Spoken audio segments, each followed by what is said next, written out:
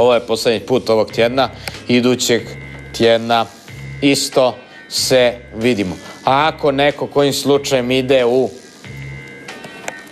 Urugvaj, bit ću tamo u sredu, može da mi se javi. Pravilan naziv, to me dosta ljudi tamo i pitalo i objašnjavalo mi, zato što se oni ljute.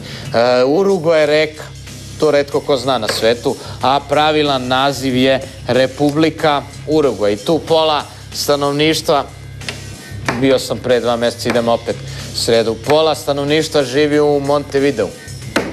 To je glavni grad Urugvaja i dobio je naziv po tome zato što je došao čovek i rekao Montevideo. Video je nekog čoveka i rekao je Montevideo, a taj njegov drugar se zvao Mon i video je ženu kako ide kod nekog ljubavnika i kaže Montevideo i tako je nastao naziv Montevideo. 060603003, nije to sad bitno, nije to sad bitno, ali zavisi, znači, etimološki koren reči.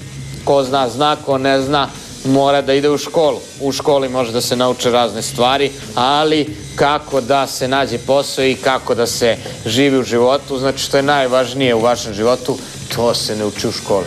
Sve ono ostalo što vam ne treba u životu, uči se u školi. To možete da vidite po vašem iskustvu.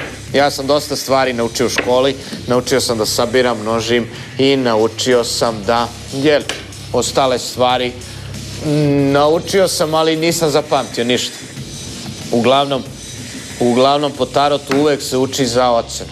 Uvek se uči za ocenu i uvek, nikad nemoj da učite da bi znali, nego za ocenu. Ko hoće da uči da bi znao, ima, kad bude bio u penziji, pa nek uči.